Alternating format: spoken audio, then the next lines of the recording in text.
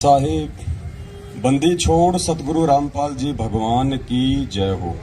परम पिता परमात्मा सारी सृष्टि के रचनहार कुल मालिक असंख्य ब्रह्मांडों के स्वामी जगत गुरु तीनों लोकों में प्रवेश करके सबका भरण पोषण करने वाले संत शिरोमणि सतगुरु रामपाल जी परमेश्वर जी के चरण कमल में हम सभी सतसेवक भाई बहनों का कोटि कोटि दंडवत प्रणाम। आप सभी भाई बहनों का सुबह का नित्य नियम हो गया? सबका हो गया क्या? कोई है जिसका नहीं हुआ नित्य नियम? सबका हो गया।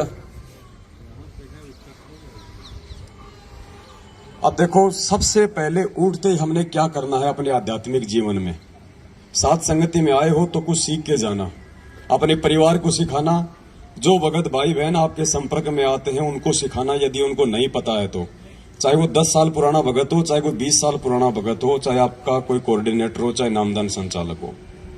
अगर आप कभी उनके संपर्क में आते हो, आपको यदि कभी उनके घर पे जाने का मौका मिले या कभी वो आपके घर पे आवे, तो हमने देखना है कि वो अपनी क्या आध्यात्मिक क्रियाएं करते हैं।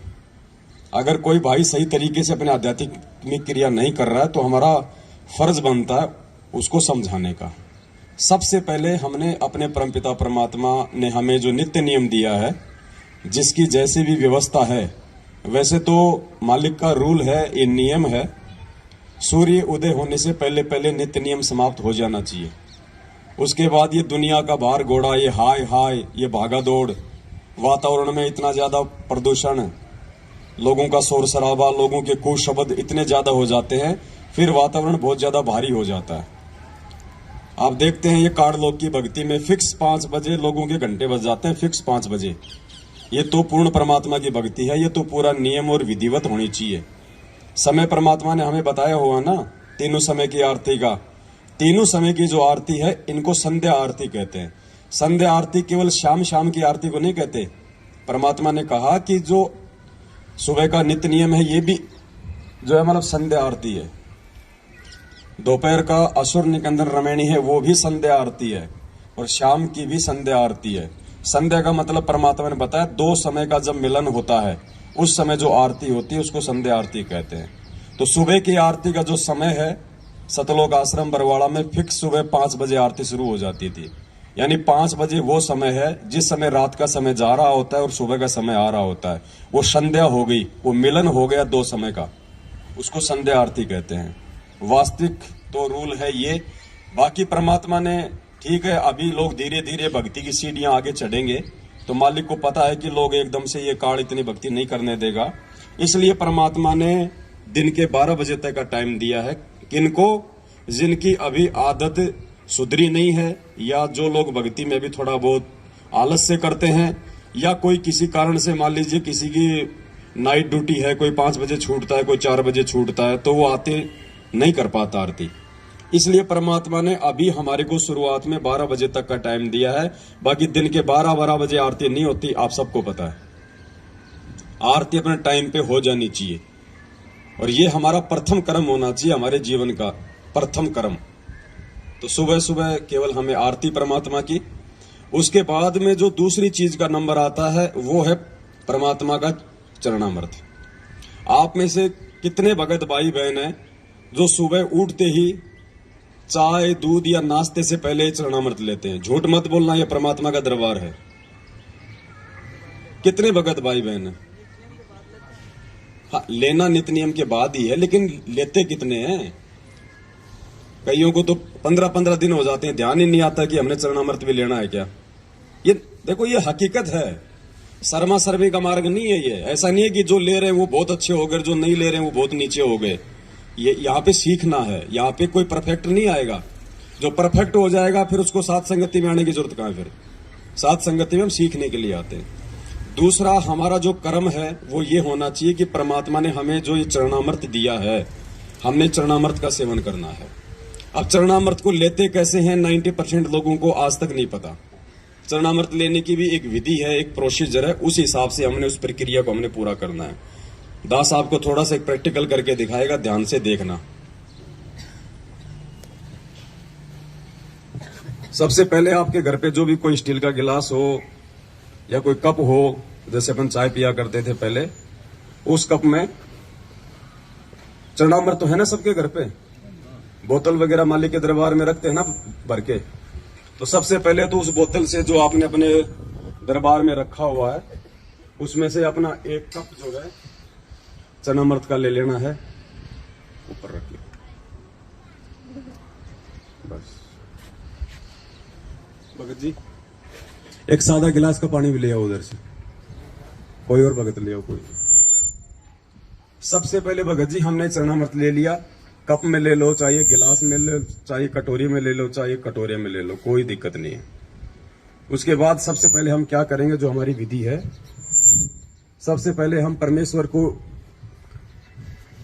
दंडवत करते हैं। सबसे पहले हम उठ के, और जब हम ये चरणामृत लेंगे तो सबसे पहले जो भी पात्र हमारे हाथ में है हम उसको दोनों हाथों से पकड़ के, और उसको केवल एक ही घूंट में लेना होता है।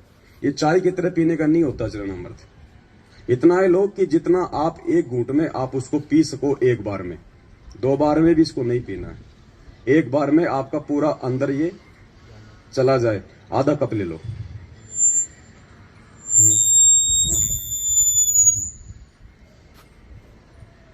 उसके बाद में सादा जल लो, थोड़ा सा इसमें डालो और इसको साफ करना है। बस थोड़ा इसको हिला के ना वो ले लो। अगर ये स्टील का गिलास है ये, तो आपने स्वयं इसको अपने हाथों से साफ करना है। ये नहीं कि आपने लेके चरणामृत छोड़ दिया, फिर आपकी बेटी धो रही है, आपका बेटा धो रहा है, आपकी माँ धो रही है, आपकी पत्नी धो रही है। नहीं, ये चरणामृत है, ये नियम है। आप कोई सेठ नहीं है, कोई शाहूकार नहीं, आप कोई अनिल अंबानी नहीं है, आप एक भगत है।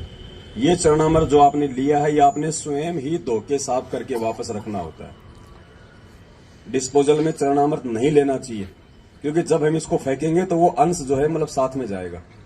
तो कोशिश करें भाई, जैसे कोई चीनी मिट्टी का बर्तन हो, कोई स्टील का हो, कोई भी जो पात्र होता है जिसको अपन धो सके, उसमें हमने चरणामृत लेना है। उसके बाद हमने परमात्मा को दंडवत करना है, और दंडवत करके फिर हमने साइड में हटना।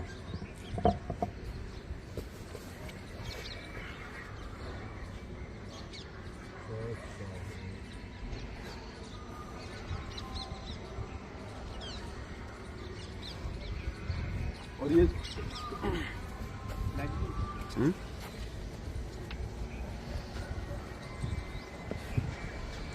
और ये जो दंडवत है ना, इतना समझाने के बाद भी काफी संख्या में भाई बहनों को दंडवत भी ढंग से करना नहीं आता, या फिर वो जानबूझ के नहीं करते, पता नहीं कौन सी उनकी वो ट्रेन छूट रही होती है। दंडवत तो कम से कम आराम से कर लिया करो, आते लेट जाते सीधा। जबकि परमात्मा ने कह रखा कि दंडवत प्रणाम करने से पहले जमीन पे घुटने टेको, हाथ जोड़ो, मालिक के चरणों की तरफ देखो, कम से कम 2 या 3 मंत्र का जाप करो, जो भी आपको मिला हुआ है, प्रथम नाम, सतनाम, सारनाम। आराम से शांति से नीचे घुटने टेक के पहले मालिक की तरफ देखो, अच्छे से परमात्मा के चरणों के दर्शन करो, 2 या 3 मंत्र का जाप करो, कोई जल्दबाजी नहीं, ट्रेन नहीं छूट रही।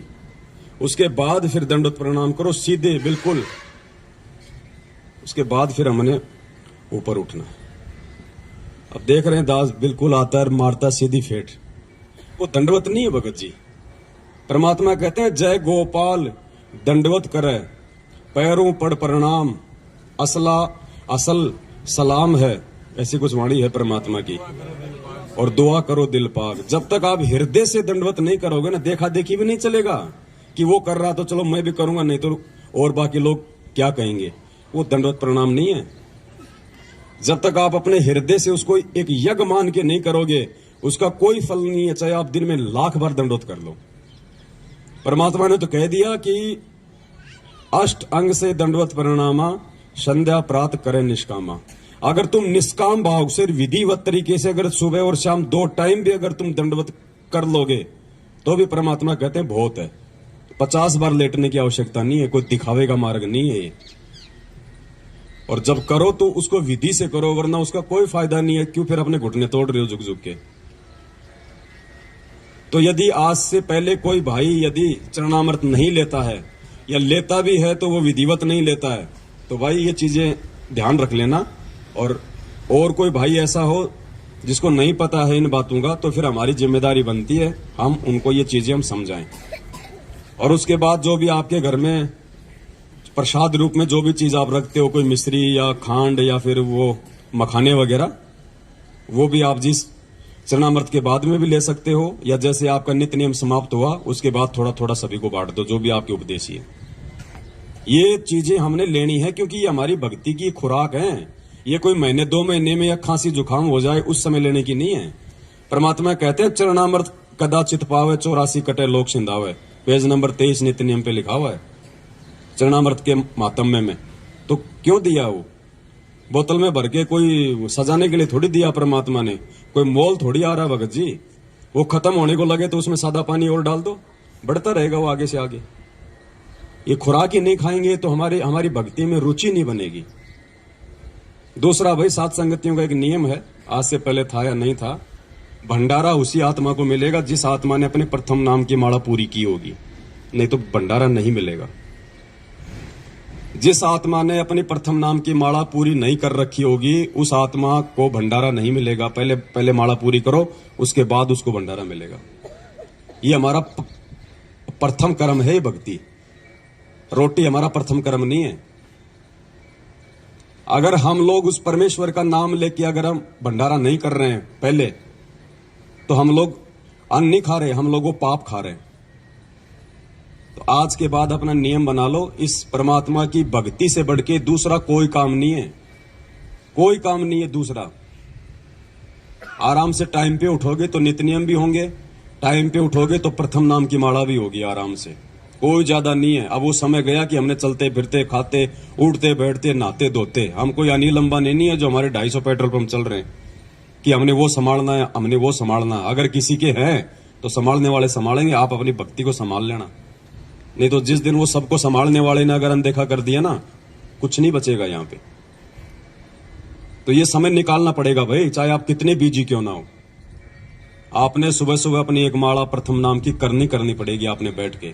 थोड़े दिन तो ये मन रोएगा, ये ढीठ होता है, नहीं मानता। 20 कर लो, 30 कर लो, 50 कर लो, 5-10 मिनट घूम लो, थोड़ा सा इसको रेस्ट दे दो, फिर कर लो बैठ के। भाई ये हमारा ये रूटीन हो जाना चाहिए भगत जी। फिर सतनाम तो जिसको मिला हुआ तो अपना चलता फिरता, वो तो भाई वो अपना करते रहो, लेकिन ये प्रथम नाम का ध्यान रखो। आप अपने घर पे भी जिस दिन आपकी प्रथम नाम की माला नहीं होती है और भंडारे का समय हो गया, तो आपको मतलब शर्म आ जानी चाहिए। आपको शर्म आनी चाहिए कि मैं ये भोजन नहीं खा रहा, मैं ये पाप खा रहा हूं। इस भक्ति से मिलता है ना यहाँ सब कुछ। परमात्मा ने क्या कहा, कबीरा सब जग निर्धना, धनवंता ना कोई, धनवंता सोई जानिए जो राम नाम धन। आज नरेंद्र मोदी भी देश का प्रधानमंत्री है तो केवल इस भक्ति की वजह से है। कभी किसी जन्म में उसने परमात्मा की शरण में रह के भक्ति की हुई है, जो आज उसको वो राज मिला हुआ है। ये भक्ति नहीं होती कुछ नहीं मिलता। तो भक्ति से बढ़ के भगत जी कोई कर्म नहीं है। 10-15 दिन तक लगेगा थोड़ा सा ऐसा उबासी आना, आलस से आना, जो है मन ना लगना, तो परमात्मा ने उसका एक ही तरीका बताया। अगर किसी को बुखार हो जाए और अगर बुखार ठीक करना है, ना चाहते हुए भी वो कुनून की गोली खानी पड़ेगी, वो कड़वी गोली आपको खानी पड़ेगी, ना चाहते हुए भी, यदि बुखार ठीक करना है तो। और जब खाओगे तो धीरे धीरे आपका जबर ठीक होगा। तो इसी प्रकार ये मंत्र तो मन जो है नहीं करने देगा, आंट अड़ाएगा। लेकिन परमात्मा कहते हैं जब तुम एक बार 20-30 मन मार के तुम एक बार मंत्र करोगे ना, उसके बाद फिर ये शांत हो जाएगा। फिर ऑटोमेटिक फिर आपका मन लगेगा उन्हीं मंत्रों में, उसी माला में। फिर आपका जब आप 20-30 मंत्र कर लोगे ना, उसके बाद फिर ये थोड़ा थोड़ा ठंडा पड़ जाएगा मन, और फिर आप चाहोगे कि अब मुझे कोई छेड़े नहीं, मैं पूरी माला करूं, इतना आपको आनंद आएगा फिर। तो शुरुआत भगत जी हमने करनी पड़ेगी। इस भक्ति को सतलोक आश्रम मैनेजमेंट हरियाणा ने बिगाड़ दिया है। आप सभी भाई बहन, जब आप नए नए नाम दीक्षा ली आप लोगों ने, आप सबको पता है कि आप कितने भाव से भक्ति करते थे। ये आरती आप कोई ऑडियो से या वीडियो से नहीं करते थे, आप बैठ के अपने घर पे आप नित्य नियम लेके आरती करते थे। जिस दिन आप नाम लेके आते थे, महीना 20 दिन 2 महीने तक, और जैसे आप अपने से बड़े बड़े और पुराने भक्तों के संपर्क में आने लगे, आप सबकी आदत बिगड़ गई। देखा देखी में हमने अपनी आदत बिगाड़ ली कि यार ये तो मेरे से पहले से जुड़ा हुआ भगत है, ये तो कोऑर्डिनेटर है, वो चाय भी पी रहा और अपनी रमेणी भी लगा रखी है। तो फिर हमारी आदत बिगड़ गई। अब हमने आदत को सुधारना उसी प्रकार से। और आदत नहीं सुधरेगी तो देखो ऐसे साथ संगतियों में आने से ऐसे भी बात नहीं बनेगी। आए जाओ चले जाओ कोई बात नहीं, बात बनेगी भक्ति से। परमात्मा कहते हैं जब तब संयम साधना सब सुमरण के माई, और कबीरा जाने रामजन सुमरण सब कछु नाही। सुमरण यानी भक्ति, जिसमें आरती मंत्र अपने नियम मर्यादा ये सब आ जाते हैं। तो अपना नियम बना लो भगत जियो। जिन भाई बहनों को संकल्प नाम दीक्षा है वो अपना सुबह उठे, परमात्मा का अपना नित्य नियम करें, अपना चरणामृत ले, बाकी अपना वो काम धाम कर ले। अपना कोई मालिक की कोई वाणी लगा ले, वैसे कोई परमात्मा जी का कोई सत्संग लगा ले, क्योंकि उनको अभी मंत्र नहीं मिला हुआ है तो वो अपना काम वो कर सकते हैं उसके बाद में। लेकिन जिसको नाम मिला हुआ है उन्होंने नित्य नियम के बाद में ये नियम बना लो। अगर आपको लगता है कि मैं तो सुबह अपने ऑफिस जाता हूं, तो भैया 1 घंटे पहले उठना शुरू कर दो। जब ऑफिस के लिए टाइम दे सकते हो और 2 टाइम की रोजी रोटी के लिए, तो आत्म कल्याण तो उससे प्रथम है। 1 घंटा और पहले उठने का रूटीन बनाओ। 1 घंटा पहले सो जाओ रात को। क्या करते हो 11-12 बजे तक? 6 घंटे की नींद परमात्मा ने बहुत बताई। गुरु जी कहते हैं 6 घंटे की नींद सफिशियंट है। आप अगर 11 बजे भी सोओगे, सुबह 5 बजे उठ जाओगे, आपका पूर्ण घंटे में आपका नित्य नियम हो जाएगा। 20-25 मिनट में आपके प्रथम नाम की माला हो जाएगी। फिर क्या करोगे उसके बाद? और सुबह सुबह जिस आदमी का नित्य नियम और ये प्रथम मंत्र, जिस आदमी का नित्य नियम और प्रथम मंत्र टाइम पे हो जाता है, उसका सारा जीवन बिल्कुल, उसका सारा दिन बिल्कुल सही निकलता है।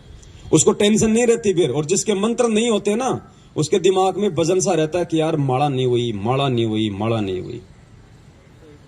वजन सा रहता है उसके दिमाग में। वो कभी 5 कर रहा है, कभी वो 10 कर रहा है, भार सा रहता है। आत्मा को शांति नहीं मिलती, क्योंकि आत्मा की खुराक तो ये भक्ति है ना भाई। हमारा शरीर है, हम टाइम टू टाइम इसको भोजन देते कि नहीं देते हैं? अभी चाय दूध पानी नहीं आ रहा तो सबके अंदर ये चल रहा है कि यार कुछ आए नहीं, कुछ आए नहीं। क्यों? क्योंकि हमने मन को आदत डाल दी, और मन की खुराक वो ही है। तो भाई आत्मा की भी तो कोई खुराक बताई परमात्मा ने, भक्ति। आत्मा की कोई शुद्धि नहीं है, चाहे 3 दिन मंत्र मत करो, हमें कोई फर्क ही नहीं पड़ रहा है। इसका मतलब क्या है? इसका मतलब होता है कि हम नाम से दूर है, हमारा कनेक्शन आउट है। अगर मंत्र करने की इच्छा नहीं हो रही है, नित्य नियम करने की इच्छा नहीं हो रही है, तो कहीं ना कहीं आपका जो कनेक्शन है वो टूटने की तरफ है। उसका तरीका यही है, परमात्मा से दंडवत करके समय याचना मांग के कि परमात्मा सद्बुद्धि दो। आज से पहले जाने अनजाने में जो हुआ सो हुआ, मालिक आज से पहले हमें नहीं पता था, लेकिन आगे अब हम ध्यान रखेंगे।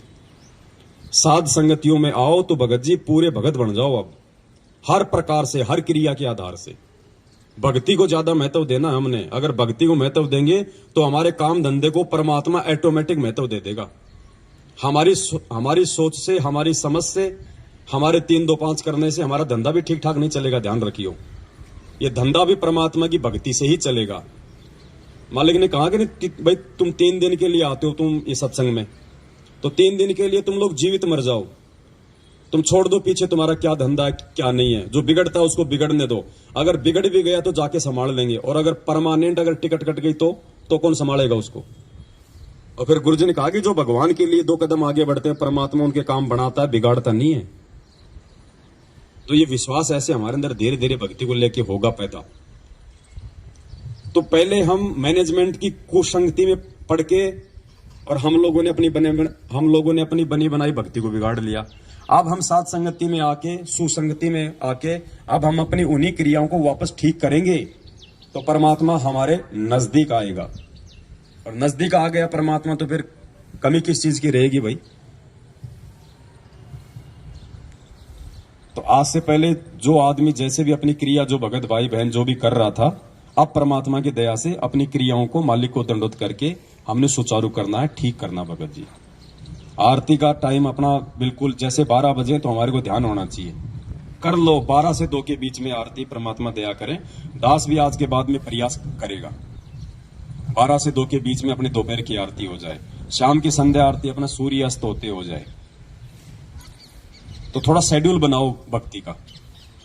हमने चाय का शेड्यूल बना रखा ना, सुबह 6 बजे चाय बनेगी तो बनेगी, शाम को 5 बजे चाय बनेगी तो बनेगी। आज से पहले हमारे शेड्यूल बने हुए थे ना, ये खाना खाने का टाइम है ना, ऑटोमेटिक हाथ पैर अपने आप काम करने लग जाते हैं। माता बहन ऑटोमेटिक रसोई की तरफ भाग लेती है। उनको पता है कि भाई टाइम हो गया खाने का। भाई भक्ति का भी तो कोई टाइम है, या सारा जिंदगी ऐसे गटर में बैठ के मंत्र जाप करते रहोगे? इसका भी टाइम है। ये परमात्मा ने हमें जो छूट दी है ना, ये छूट परमात्मा ने विशेष परिस्थितियों में दी है, विशेष परिस्थितियों में छूट दी है। इसको रोजाना लागू करने के लिए छूट नहीं है। ये हम दोषी हो रहे हैं हम उस परमात्मा के। तो कोशिश करो आज के बाद में, और जब हम इस राह पे हम चलेंगे तो हमारे बच्चे उस राह पे चलेंगे। बच्चे क्या करेंगे? बच्चे जो होते हैं भगत जी, वो माँ बाप से ज्यादा सीखते हैं। जैसा उनसे बड़े जो क्रिया करते हैं ना, वो क्रिया को देख के ज्यादा सीखते हैं बच्चे। तो बच्चे ऑटोमेटिक आ जाएंगे धीरे धीरे लाइन पे। और फिर दूसरा कोई भगत हमारे घर पे आएगा और हमारे भक्ति के शेड्यूल को जब वो देखेगा, और अगर वो नहीं कर रहा है टाइम पे, तो उसको भी शर्म आने लग जाएगी। तो उसका प्रतिफल किसको मिलेगा? उस भगत को सुधारने का आपको देगा परमात्मा। चाहे कोई कितना ही प्यारा क्यों ना हो, कितना अच्छा रिश्तेदार क्यों ना हो, कितना बड़ा भगत क्यों ना हो। आरती मंत्र का टाइम हो गया, बोलो भगत जी आप भी करो, दास भी कर रहा है। परमात्मा की चर्चा अपनी जगह है और भगत जी भक्ति अपनी जगह है। तो ज्यादा से ज्यादा हमने इन चीजों पे गौर करना है। भगत बनना है, परमात्मा ने भगत बनाया है। मालिक ने हमारे पर विश्वास किया ना, इस 8.5 अरब की जनसंख्या में से परमात्मा ने हम थोड़ों सौ को भगत बनाया है।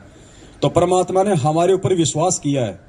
तो भगत जी हमने भी परमात्मा की बात को रखना है, और हमने भी उस परमेश्वर को जो है भगत बना के दिखाना है, भगत बन के दिखाना है। तब तो कोई बात है, नहीं तो भाई आए जाओ जाए जाओ। भक्ति का प्रतिफल तो दे देगा भगवान, कोई दिक्कत नहीं है। मालिक कहते हैं जिन हरि जैसा सुमरिया ताको तैसा ला। जो जैसी करेगा परमात्मा का विधान है। अगर कोई दारू पी के भी ये मंत्र जाप करेगा तो भी भगवान इन मंत्रों का प्रतिफल उसको देगा। राक्षस क्यों बने? परमात्मा ने क्या कहा? पहले ये ऋषि और राक्षस एक ही गुरु के भगत थे। आगे चल के वो राक्षस कहलाए। क्यों? क्योंकि वो भक्ति भी करते रहे, साथ में उन्होंने मर्यादा नहीं रखी। वो शराब पीने लग गए, मांस खाने लग गए, और ये भक्ति भी करते रहे। तो मांस और शराब खाने से, उल्टे काम करने से, चोरी जारी करने से, तो उनके अंदर गुरुजी कहते हैं कि दुर्बुद्धि आ गई, और भक्ति करने से उनमें शक्ति आ गई, इसलिए वो राक्षस कहलाए। तो आज वो राक्षस जो प्रवृत्ति है वो सतलोक आश्रम मैनेजमेंट हरियाणा अपना रहा है। और हमने आप और हमारे को परमात्मा ने जो है ऋषि बनाया है। उन ऋषियों की वो राक्षस जब वो यज्ञ को जब वो खंड करते थे तो वो लड़ते झगड़ते नहीं थे उनके साथ में, वो परमात्मा से ही प्रार्थना किया करते थे। तो आज वो स्थिति आप और हमारे साथ में हो रही है। हमारी साथ संगतियों को, हमारे धार्मिक जो यज्ञ हम करते हैं पांचों यहाँ पे, इनको ये लोग नहीं करने दे रहे ना। आज हमारे गुरु भाई है, लेकिन ये राक्षस प्रवृत्ति में आ गए, क्योंकि ये मर्यादा में नहीं रहे, ये गुरु वचन में नहीं रहे। भक्ति वो भी कर रहे हैं, तो भक्ति से उनमें शक्ति आ रही है, और ये मर्यादा तोड़ने से उनके अंदर दुर्बुद्धि पैदा हो रही है। तो वो राक्षस प्रवृत्ति में आ चुका है ये मैनेजमेंट। लेकिन आप और हम उस परमेश्वर के विधान में है, परमात्मा की मर्यादा में है। आप और हम ऋषि प्रवृत्ति में है। तो भगत जी संत ना छोड़े संतता, चाहे कोटिक मिले या संत। लेकिन भगत जी उन बुरी शक्तियों से लड़ने की पावर भी हमें केवल इस भक्ति से ही आएगी, दूसरा कोई चारा नहीं है। गुरु जी ने क्या कहा कि विष्णु जी ने क्या कहा कि अगर मुझे थोड़ा बहुत समय मिलता है तो मैं लक्ष्मी जी के साथ में बैठ के अपना सुख शांति से थोड़ा समय बिताता हूं, अन्यथा मैं तप कर करके और शक्ति प्राप्त करता हूं और राक्षसों से मैं युद्ध करता हूं। तो विष्णु जी को भी वो भक्ति से शक्ति आती है, वो राक्षसों से लड़ने की, बुराइयों से लड़ने की। तो आप और हमें भी भगत जी भक्ति से ही आगे बढ़ने की प्रेरणा मिलेगी, नहीं तो हम ढह जाएंगे। हमारे अंदर कुछ विशेष नहीं है, हमारे अंदर कुछ विशेष नहीं है सिवाय इस परमात्मा की भक्ति के। भक्ति है तो हम हैं, नहीं तो हमारा कोई अस्तित्व नहीं है। और एक बार इस परमात्मा ने अगर नाराज हो गया, अगर ठोकर मार दी, धरती पे कोई संभालने वाला नहीं है। दोस्त भी तुम्हारा दुश्मन हो जाएगा अगर भगवान ने अगर हाथ छोड़ दिया तो। और भगवान हाथ छोड़ता है जो आदमी उसके द्वारा दी गई उस भक्ति की लाज नहीं रखता है, जो टाइम से जो भक्ति नहीं करता है। तो आज के बाद हम सभी भाई बहनों ने ये बरकस ये प्रयास करना है कि हम उस परमेश्वर को अब और ज्यादा हम दुखी ना करें। सतगुरु रामपाल जी भगवान की जय हो। सत साहिब।